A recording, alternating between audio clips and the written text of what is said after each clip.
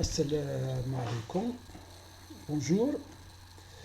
Je vais essayer de présenter dans cette vidéo la partie 3 du scripting shell sous Linux. Et pour cela, nous allons voir particulièrement les deux principales commandes qui sont grep et find. Et on verra la différence entre elles. Et puis, pour la recherche de fichiers, bien sûr. Et puis, on essaiera d'intégrer ces deux commandes dans un script shell. On verra qu'est-ce que ça va donner. Donc, pour cela, je reprends. Donc, on essaiera de voir lsgrep, et puis find, et puis les deux commandes intégrées dans un script shell, et on terminera par une conclusion. Donc, au début, c'est quoi lsgrep? C'est-à-dire que des fois, on associe grep à ls pour voir, pour essayer de filtrer un certain nombre de caractéristiques dans des fichiers. Au début, je vais dire c'est quoi grep tout d'abord. Grep, c'est une commande qui permet de filtrer des mots dans un fichier ou bien dans une liste de fichiers tout simplement. Par exemple, si je fais par exemple 4 scripts, n'importe quoi, 2 par exemple, comme ça, et je vais essayer par exemple, de faire 4,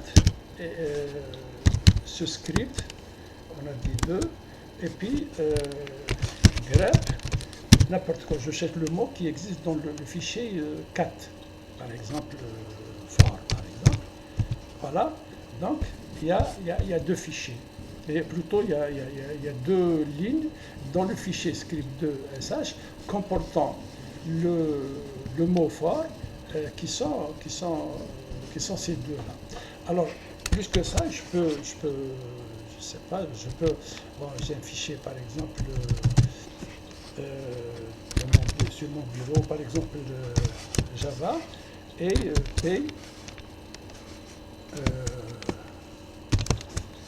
cc, alors Java, là où il y a beaucoup de choses, et puis grep, n'importe quoi, par exemple le système. Hein? Regardez, il me donne toutes les lignes là où il y a le mot système. Par exemple, si j'utilise au lieu de nl, bon, tout d'abord, regardez, je peux utiliser au lieu de 4 un éditeur qui est équivalent à 4, mais seulement il donne les numéros de ligne. Par exemple, regardez, il y a 39 lignes. Alors, par exemple, si je fais comme ça et j'essaie de grep, par exemple, le système, toujours, alors, ils vont me donner quelles sont les lignes là où il y a système, par exemple. Alors, on va supposer que j'ai commis une erreur quelque part, donc je veux corriger ou je veux faire un traitement en cherchant un mot quelconque. Voilà. Donc, grep, c'est ça. Donc, voilà. Grep, c'est ça.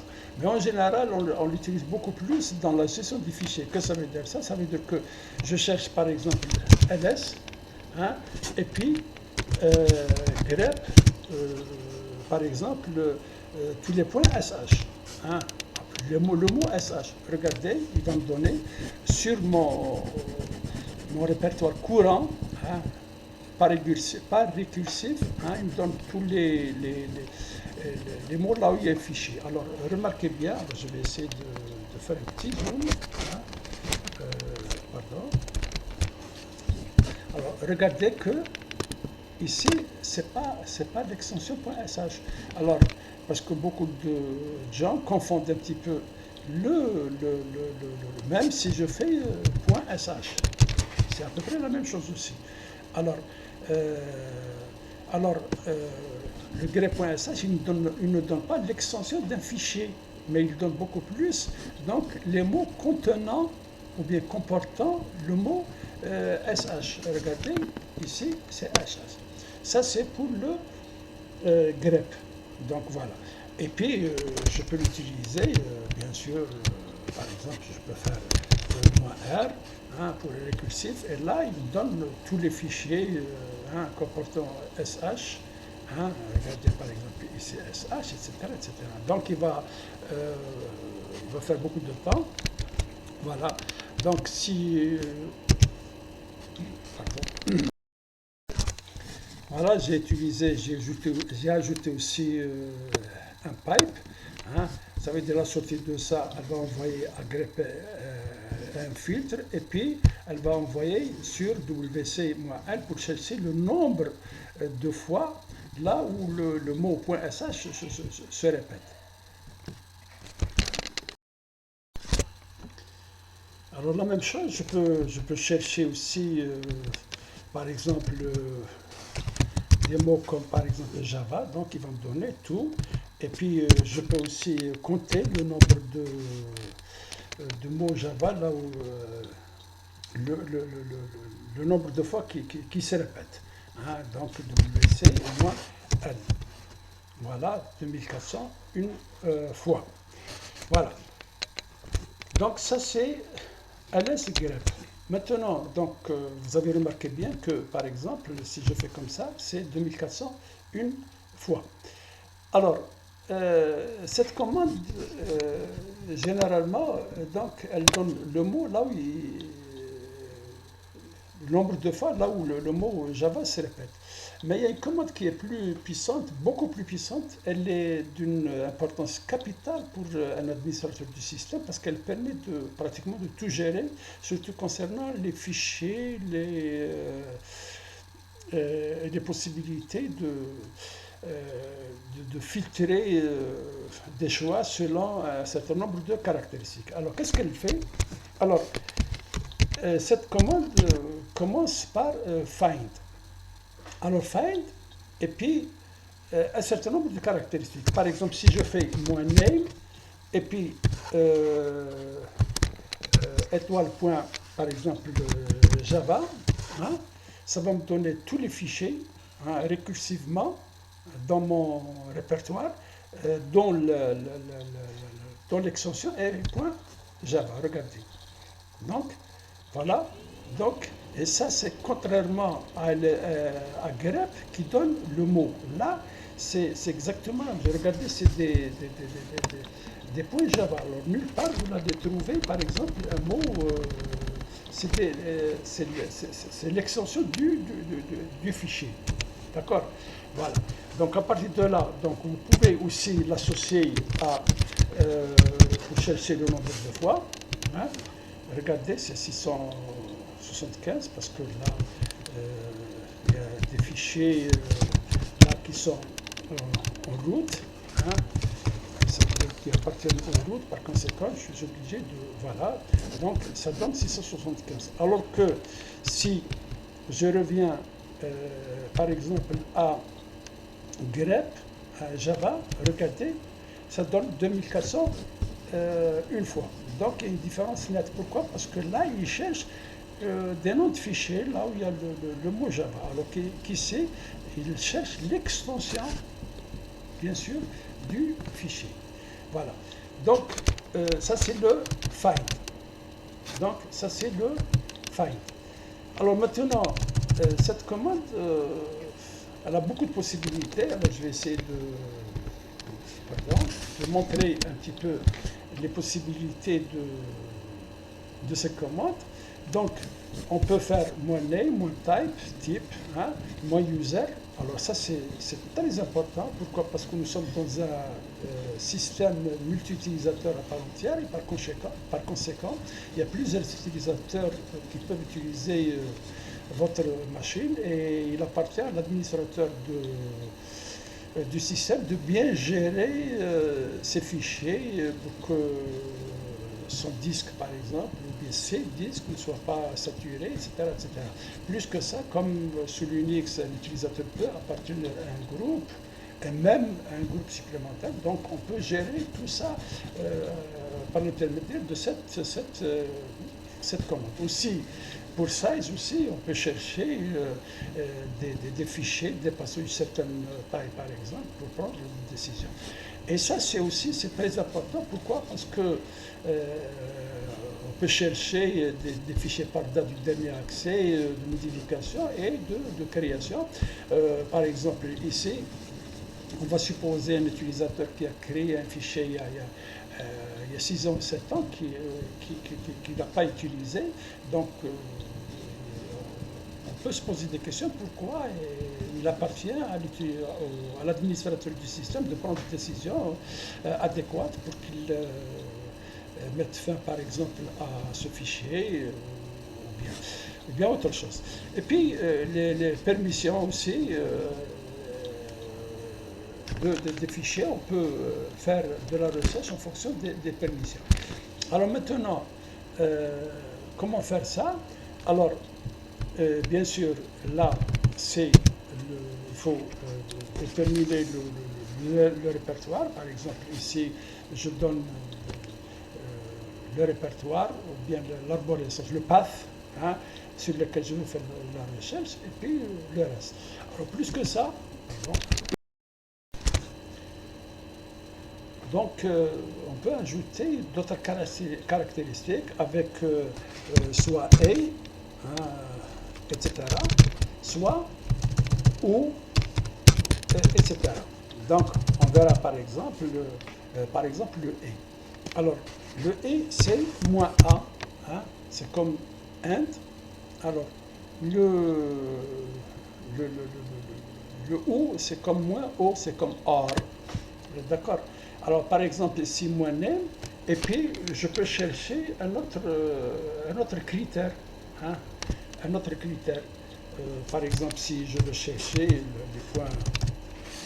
les points SH, hein, et puis moins A, par exemple, mtime, hein, moins mtime, hein, et moins, par exemple, 10. Que ça veut dire ça? Alors, tout d'abord, le côté syntaxique. Alors, le côté syntaxique, il faut que ce soit entre parenthèses. Regardez, entre parenthèses.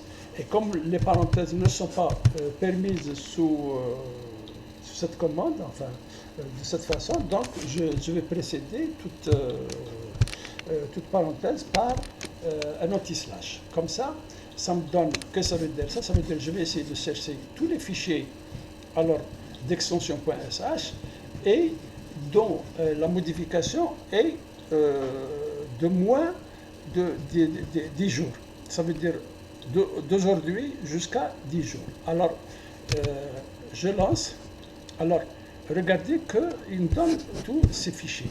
Hein, tous ces fichiers, ça veut dire tous ces fichiers, je les ai utilisés, je les ai modifiés ces 10 derniers jours. Bon, bien sûr, ça ne donne pas d'autres moyens de vérification, mais ce que je peux faire ici, par exemple, WC-L, hein, pour voir le nombre de fichiers, c'est la même chose comme auparavant. Donc, il y a deux fichiers qui sont, alors, sudo, par exemple, ici. Et là, c'est 26. D'accord? Alors, voilà la commande find. Donc, je répète qu'elle est d'une importance capitale pour un utilisateur, plutôt pour un administrateur de système.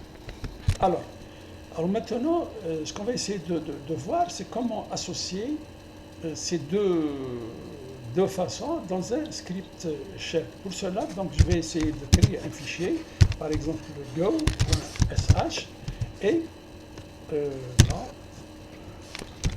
bon, je vais essayer de voir. Alors, je vais créer, parce que j'ai créé aussi un fichier de ce genre, alors je vais essayer de faire go.sh et je vais essayer de créer donc un fichier, un script shell. Un script shell, donc il commence forcément par plutôt point d'exclamation slash bin slash bash je fais un petit zoom, comme ça, c'est mieux. Alors, ça c'est pour dire quel est le langage, le langage shell que je vais utiliser. Pourquoi? Parce qu'il y en a plusieurs sur un système. Il y a le Korn shell, le Bourne shell, etc. Mais disons que ce dernier, il prend le dessus, donc il est le plus utilisé pratiquement sur toutes les distributions Linux. Donc, je vais essayer de faire un clear pour effacer le terminal. Et puis, je vais essayer de voir comment associer les deux façons dans un script shell. Alors pour cela, donc, je vais parcourir une arborescence et en utilisant par exemple la commande ls grep. Enfin, la façon, la paire ls grep. Alors, on a expliqué que pour demander à un shell d'exécuter une commande, c'est dans des back, plutôt des back codes, on utilise ça. Donc je peux faire ls, donc, et puis par exemple grep s h et je ferme, et puis je peux utiliser donc do, et puis pour ne pas oublier, j'utilise down. Et puis ce que je peux essayer de faire maintenant, c'est juste écho, par exemple, le contenu de la variable f. Voilà. Donc, je sauvegarde et je sors, et puis je vais essayer de ch mode, donc u plus x a go x, voilà, et je vais l'exécuter go, voilà. Alors, il y a une petite erreur. On essaie de voir l'erreur. Donc, bon, c'est là qu'il y a l'erreur. Donc, j'ai oublié le in. Voilà, je sauvegarde et puis je lance. Alors, regardez, c'est comme si j'avais... Alors, je montre le fichier. Alors, c'est comme si j'avais lancé cette commande tout simplement. Voilà. Mais là, je peux ajouter d'autres traitements. Par exemple, si je vais revenir ici, je peux, au lieu d'afficher F, je peux ajouter par exemple bon,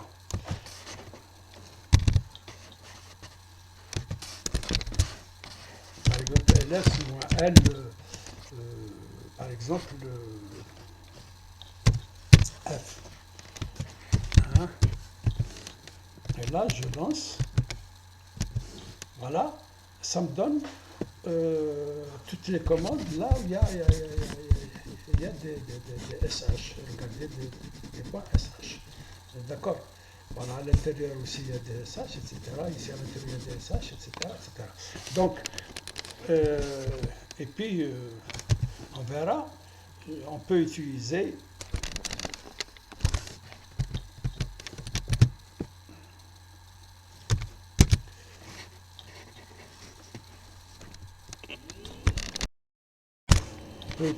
le moins R, par exemple, pour que ça fait ça récursivement. Alors, donc, go. Donc, voilà. Ah, il y a un petit problème. Donc, pourquoi? Parce que là, alors bien sûr, ici, il va chercher même les répertoires. Si je veux raffiler ça, c'est très simple. Donc, vous pouvez faire, par exemple, if test, par exemple, moins F, pour dire que c'est un fichier ordinaire, hein, et par exemple F, et puis rel, et puis je termine ça par fi, hein, voilà, comme ça. Voilà, et comme ça, il va me donner probablement voilà les fichiers comportant le point SH. Regardez le point SH. Voilà, ça c'est pour montrer un petit peu comment utiliser la paire ls grep dans un script. Donc ce que je peux faire ici, bien sûr, je peux compter le nombre de fichiers, par exemple le lbf égale à 0, et puis ici par exemple j'incrémente le lbf, hein, comme ça, et puis à la fin je dis que par exemple j'affiche ce lbf juste égal et lbf, voilà, et tout simplement, il y a le nombre de fichiers, etc. etc. Voilà, je vais essayer d'exécuter ça. Alors, voilà, il va exécuter ça et à la fin, il me donne 29, y compris hein, des genres. Alors, on verra qu'avec find, c'est très différent. Alors, on essaiera de voir avec find. Alors, ce que je vais essayer de faire, c'est de prendre ça et de le copier. Alors, par exemple, 9, et comme ça, hein, et je vais, par exemple, je vais dire que c'est 1 par exemple ici,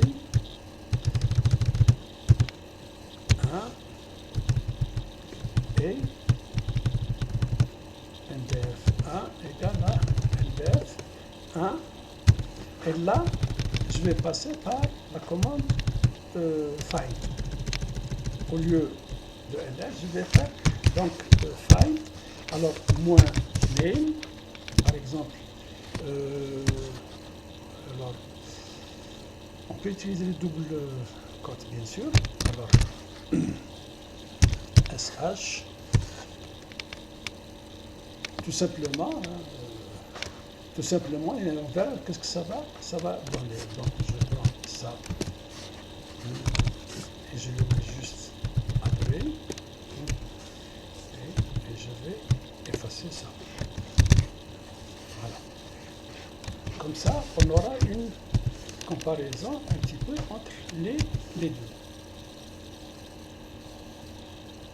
Alors regardez que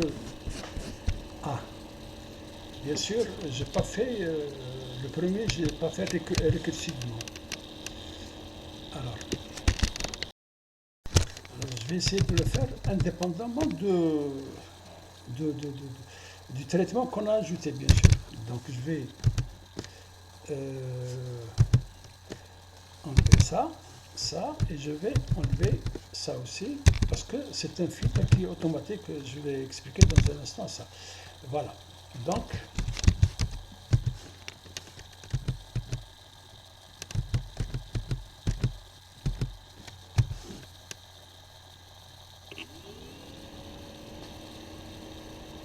beaucoup. Alors regardez le résultat final. Donc quand on utilise ls grep, c'est 3816. Quand on utilise find, c'est juste 212. Voilà. Donc c'est uniquement pour expliquer que ls c'est pas une bonne affaire, quoi. Alors je vais enlever tout ça donc, et je vais ajouter bon, j'enlève aussi ça, et on peut donc, alors disons qu'on peut raffiner notre recherche soit à ce niveau, soit à l'intérieur du script. Alors on va essayer de voir les choses les plus simples, hein. Donc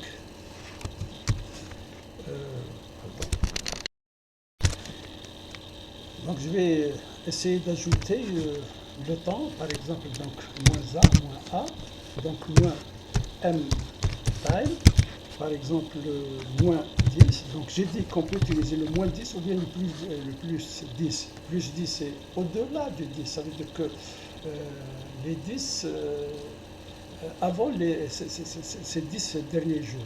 Mais là, quand on fait moins 10, ça veut dire les 10 derniers jours.